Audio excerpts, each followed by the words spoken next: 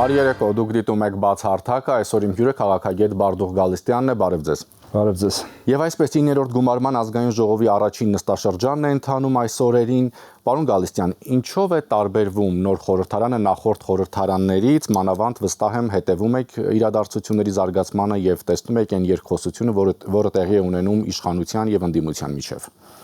Այո, իհարկե հետևում եմ եւ ոչ միայն հետևում եմ, ունեմ նաեւ իմ վերլուծությունը կապված խորհրդարանի ձևավորման, ընտրությունների process-ների եւ նրա արդյունքների հետ կապված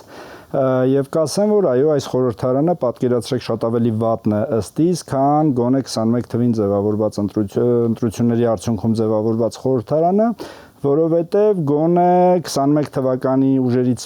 խորհրդարան անցած ուժերից մեկը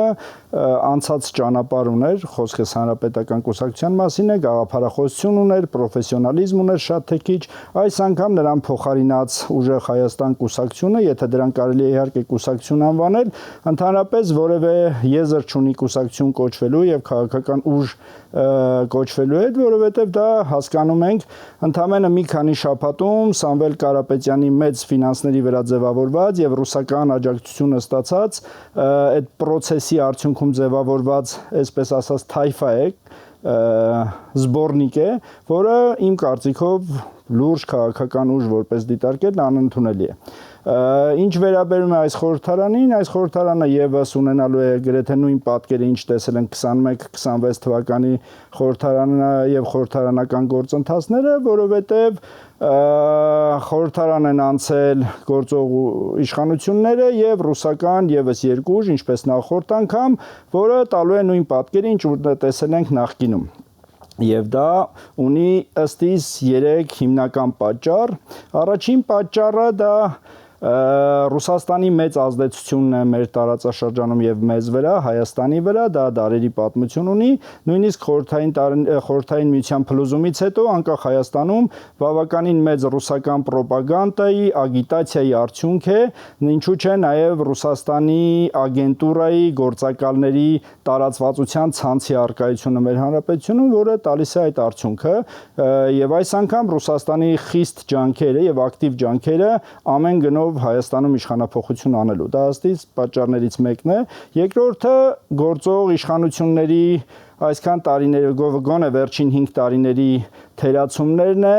ոչ այնքան արդյունավետ եւ ճիշտ կառավարումն է թե ներքին, թե արտաքին հարաբերություններում, եւ որ ամենակարևորն է լյուստրացիայի բացակայությունը, որը 2018 թվականի հեղափոխությունից հետո մենք չտեսանք, չգիտես ինչու չտեսանք, դրա պատճառները կարող են լինել թե նույնպես Ռուսաստանի ազդեցությունը, այսպես ասած, պաշտպանությունը այն ուժերին, որոնք պետք է լյուստրացիայի ենթարկվեն, թե միգուցե եւ իշխանության նպատակային բացթողումն է, որպիսի նրանց գոյությունը քաղաքական դաշտում հնարավորություն տա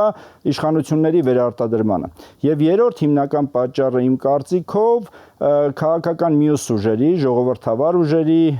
եվրոպամետ ուժերի, ինչպես կուզեք անվանենք, ուժերի ոչ արդյունավետ լինելն է, այսպես ասած ամուր լինելն է։ Այդ հարցին դեռ կանդրադառնանք, դա հատուկ թեմա է, պարոն Գալստյան, բայց այսպիսի մի բան, այսինքն դուք կարծում եք, որ ամեն դեպքում այս պատկերը, որ մենք ունենք խորհրդարանում, դա նաև իշխանության թերացումն է։ Իհարկե իշխանության թերացումն է, որովհետև չի կարելի քաղաքական դաշտը թույլ տալ եւ թողել այնպիսի բարձի թողի վիճակում, որ դրսի ուժերի ազդեցությամբ ձևավորվեն քաղաքական միավորներ, որոնք տարիներ շարունակ թելադրելու են քաղաքականություն Հայաստանի Հանրապետությունում։ Պղտորելու են ջրեր, փորձելու են վայրի վերումների բերել, փորձելու են խանգարել ցանկացած առողջ գործընթացներ, որը բնականաբար ի վնաս մեր պետությանը եւ պետականության։ Դուք ասացիք ի տարբերություն գործող խորհրդարանի նախկինում գոնե կար հանրապետական կուսակցությունը, որը ամեն դեպքում ուներ անցած ճանապարհ։ Հիմա Հայաստան դաշինքում էլ կան դաշնակցությունը։ Այսինքն դաշնակցականներ կան, որոնց կուսակցությունը, որոնց հայրենի ուժը ամեն դեպքում էլի ավելի քան 100 տարվա պատմություն ունի։ Ես դրա համար օրինակը բերեցի նոր ձևավորված Հայաստան դաշինքին, որը քաղաքական ուժ չի։ Այնպես չի, որ ես կողմ եմ Հայաստան խմբակցությանը Դե ուժեղ Հայաստան կա եւ կա Հայաստան խմբակցություն։ Դուք ուժեղ Հայաստանը ամեն դեպքում ասացիք մեծ փողերի վրա ձևավորված թայֆա է։ Նա եւս հիմնականում ոչ այնքան դաշնակցության գաղափարախոսության եւ դաշնակցության սփյուռքի ուժի ազդեցությամբ խորհրդարան մտնելն է, բոլորս էլ հասկանում ենք, որ նրա խորհրդարան գալը հիմնականում Ռոբերտ Քոչարյանի կൂട്ടակած միջոցների հաշվին եւ նրա այն խմբի, որը տարիներ շարունակ իշխանության է եղել եւ հասկանում ենք ինչպիսի իշխանություն են ձևավորել, որի արդյունքում մենք ունենք շատ այսպիսի սարսափելի վիճակներ, այդ ազդեցությամբ նրանք եւս խորհրդարան են մտել։ Իհարկե, նրանց շատ առողջ ուժ չեմ համարում, համենայն դեպս գոնե դաշնակցություն կա այնտեղ, որը իր անցած բոլոր վատ ու լավ կողմերով հանդերձ գոնե կուսակցություն է, որը գոնե գաղափարախոսություն ունի, որը չեն կարող զուգահեռել նոր Հայաստան, ուժեղ Հայաստան, նոր ձևավորված քաղաքական ուժի հետ։ Դուք ամեն դեպքում այս խնդրի համար մեղադրում եք նաև այսպես կոչված արևմտամետ ուժերին, որոնք չկարողացան համախմբվել։ Ես այստեղ գրեթե բոլոր ուժերի ներկայացուցիչները եղել են եւ հենց այդ ուժերի ներկայացուցիչներին քննադատեց քրիստոնյա ժողովրդավարական կուսակցությունից հեռացած Հայկ Սուքիասյանը, որ նրանք չկարողացան համախմբվել, չկարողացան իրենց անձնական տարաձայնությունները դնել մի կողմ, դուք ինչ խնդիր եք տեսնում։ Ես կիսում եմ կարծիքը պարոն Սուքիասյանի, այո,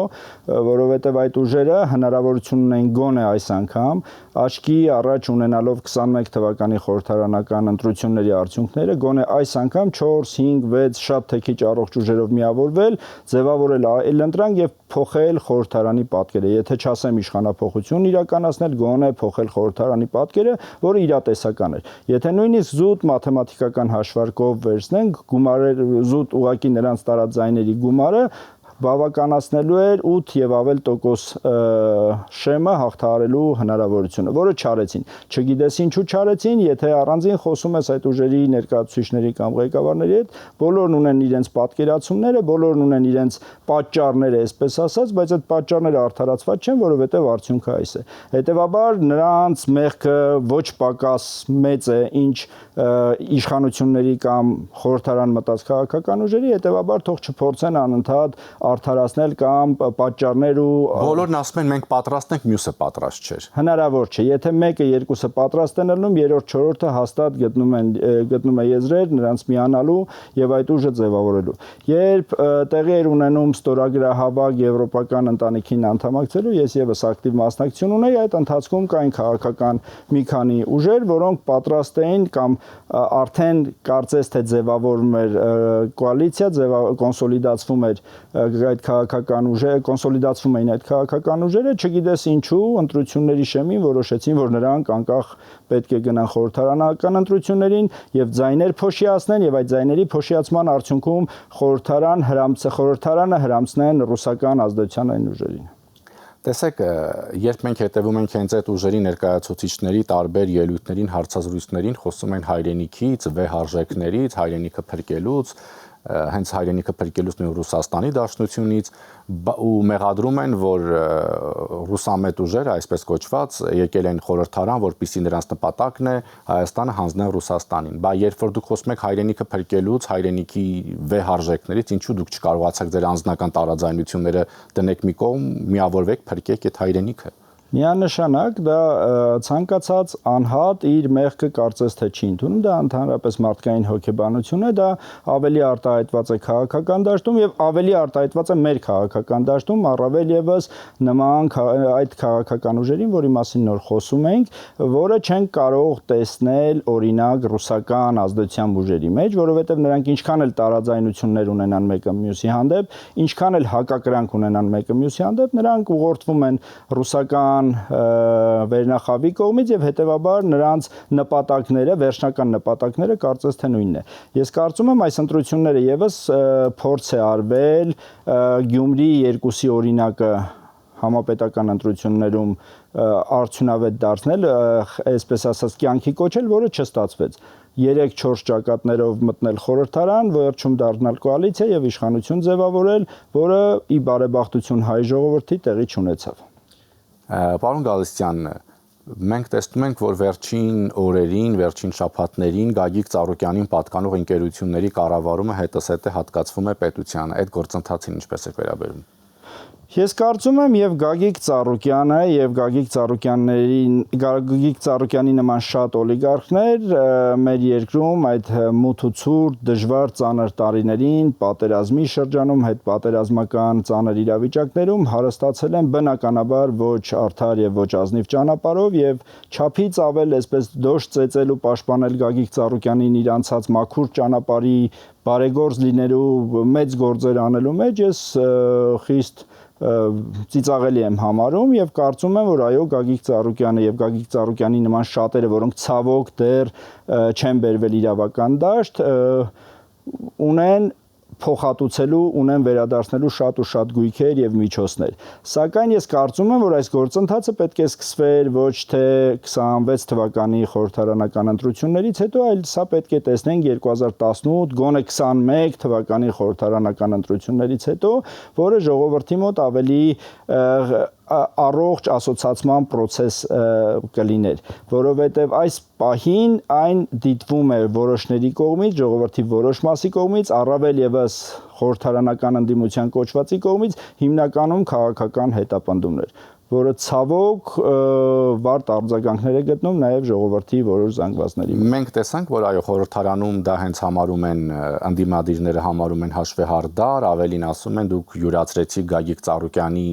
ստեղծած ԲՀԿ-ի ձայները, մենք նման հայտարարություն արեց Աննա Գրիգորյանը։ Իհարկե պետք է անեն, բայց Աննա Գրիգորյանին հիշեցնել է պետք, որ հենց իրենք եւ Գագիկ Ծառուկյանի թիմը սկսեց բարձրաձայնել նույն ընտրատարածքներում, տվյալ ընտրատարածքներում, որը վիճելի էր, զինվորականների ընտրությունների ուշ մասնակցությունը եւ այլն, որը բերեց նրան, որ այդ ընտրատարածքների քվեները չեղել համարվեցին։ Հետեւաբար նրանք իրենց ձեռքով եփել են այդ բորշը եւ թող հեչ չնեղվեն եւ չնեղանան իշխանություններից Բարգավաճ Հայաստան կուսակցությանը խորհրդարանում չտեսնելու համար։ Բայց այդուամենայնիվ, երբ քաղաքային իշխանությունը հայտարարեց, որ Գագիկ Ծառուկյանին պատկանող Multi-Wellness մարզասրահը վերադարձվում է քաղաքին, պետությանը նման մի հայտարարություն, մենք տեսանք, որ եղան մեկնաբանություններ, որ եթե ապօրինի էր, քանդեիք։ Խնդիրը այստեղ ոչ այնքան ապօրինի լինելուն էր, նախ ապօրինի գույքեր մենք շատ ունենք, եթե սկսենք քանդել Երևան քաղաքի մոտ 30%-ը պետք է քանդման ենթարկենք, ես դեմ եմ ապօրինի գույքերի քանդմանը, ճիշտ է դա արդարության տեսանկյունից գրեթե ճիշտ է եւ տրամաբանական, սակայն ինչով է արդյունավետ եւ ինչով է նպատակային քանդել այն գույքերը, որոնք կառուցվել են, ասենք 2001 թվականից մինչև 2018 թվականները, այո ունենք գույքեր ոչ միայն այդ գույքը, այլ նույնիսկ մասնավոր ֆիզիկական անձանց հետ կապված գույքեր ունենք, որոնք շենքի մի կես ավելացված է, 5 հարգանի շենքի տանիքին եւս 1-2 հարկ է կառուցվել, դրա կողքը նույնիսկ ավտոտնակ կա կառուցած միգուցե եւ հետեւաբար եթե փորձենք քանդել, ասում եմ քաղաքի քաղաքաշինության նորմատիվները պահպանելու եւ նախկինին վերադառնալու ճանապարհը եթե չափից ավել արդյունավետ գծի վրա դնենք, հետեւաբար Երևան քաղաքի 20-ից 30%-ը քանդման ենթակա է։ Ես չեմ կարծում, որ այդ քանդման process-ը շատ արդյունավետ էր, բայց դա կարող է ծառայել այո քաղաքին, դա կարող է ծառայել քաղաքապետարանի միջոցները ավելացնելուն, որի շահույթը հիմնականում դե բնականաբար գնում էր Գագիկ Ծառուկյանին եւ այդ սպորտային համալիրը, այդ կոմպլեքսը կարող է եւս շարունակել ծառայել մեր ժողովրդին։ Բայց այսօր երբ քայլում ես Օղակաձև այգով, այսինքն քայլել հնարավոր չի գրեթե, որովհետև տեղ չկա, որ ստիպված չլինես որևէ կառույցի պատճառով շրջանցես հարայկից ինչ որ մի հատվածով մտնես եւ շարունակես ճանապարհդ։ Այսինքն այդպես ստացվի, այդ բոլոր գույքը պետքա մնա։ Մենք մի этап հիշում ենք, որ ասում են ապօրինի կառույցների դեմ պետքա պայքար իրականացվի։ Խնդիրը միայն ապօրինինը չի։ Այստեղ նաեւ ավելի ցավալի հարց կա, եթե փորձենք անկեղծ լինել, անդրադառնալ այսօր տեղի ունեցող քաղաքաշինական process-ներին, խայտարակ process է։ Այստեղ միայն օրինականի ու ոչ օրինականի շրջանակում չէ, որ պետք է փորձենք մտածել։ Այսինքն շինարարության թույլտվություն են տրվում քաղաքի կենտրոնում այնպիսի տարածքներ, որոնք ավելացնում են քաղաքի աղտոտվածությունը, ծխի քանակությունը, կանաչ տարածքների նվազեցումը, խցանումների ավելացումը եւ այլն, որը եւս թվում է թե քաղաքաշինական նորմերի շրջանակում է, սակայն հետագայում առաջացնելու են շատ ու շատ խնդիրներ, Աստված մի արածցե, եւս 1-2 տասնամյակ հետո Երևան քաղաքի կենտրոնում ապրելը նույնիսկ հավասար կլինի թունավոր ցեխում աշխատելու։ Այդ քաղաքականությունը պետք է վերանայվի եւ կարծում եմ, դա սա մենակ ապօրինի ոչ ապօրինի տերմինին չի վերաբերում, սա վերաբերում է կոնկրետես քաղաքաշինական նորմերի ձևավորմանը, որը մինչ օրս կարծում եմ նկատելի չէ։ Քաղաքի կենտրոնում տարածքներ են քանդվում, հին տարածքներ, եւ կարծում ես, որ այդտեղ կանաչ տարածք պետք է ձևավորվի, պուրակ պետք է ձևավորվի։ Մի քանի շաբաթ հետո տեսնում ես մի բարձրակ շենքի մեծ նախագիծ կպցրած եւ շինարարական մեծ աշխատանքներ։ Այսինքն այս տեմպերով նման քաղաքաշինություն ունենալը հանգեցնելու է կատաստրոֆայի։ Դե դրա համար էլ Երևան քաղաքում փոշու պարունակությունը խայտարակ վիճակի է հասնում երբեմն։ Միանշանակ այդպես է լինելու եւ ցավոք տենդենսը դեպի բացականի ավելանում է։ Անդրադառնանք հայ-ռուսական հարաբերություններին, մոտ 1 շաբաթ առաջ տեղի ունեցավ Փաշինյան-Պուտին հեռախոսազրույց, որի ընթացքում վարչապետ Փաշինյանն ընդգծեց հայկական ապրանքների Ռուսաստանի Դաշնության շուկա արտահանման սահմանափակումները հակասում են Հայաստան-Ռուսաստան իրավապայմանագրային շրջանակին եւ Եվրասիական տնտեսական միության կարգավորումներին։ Բայց մենք այդուամենայնիվ տեսնում ենք, որ հայկական ապրանքների նկատմամբ, այսպես ասած, չակերտավոր պատժամիջոցները Ռուսաստանի կողմից շարունակվում են։ Ինչու չակերտավոր, դա այո պատժամիջոցներ են եւ այդ հետընտրական պատժամիջոցներ, այսպես ասենք։ Իհարկե պատժամիջոցներ են, որը նախընտրական էր, որը վերածվեց հետընտրականի, կարծում եմ դա կամաց տեղը կզիջի, սակայն Ռուսաստանը դեռ փորձում է իր հնարավորություններն օգտագործել, փորձել ճնշումները շարունակել ապրանքների ձևով եւ այո, պարոն Փաշինյանը շատ ճիշտ ձևակերպեց, այսինքն եթե չի գործում Եվրասիական տնտեսական գոտու պայմանագրի կանոնները, հետեւաբար այդ կազմակերպությունը գոյություն չունի կամ գոնե մեր համար գոյություն չունի։ Այստեղ անհրաժեշտություն չկա դուրս չգալ այդ պայմանագրից։ Կարծում եմ, եթե մասնակի է գործում կամ թերի է գործում, հետեւաբար այդ կառույցը առողջ չէ։ Բայց սա խնդիրը ոչ թե այդ կառույցի արդյունավետ գործել-չգործելն է, դա բնական է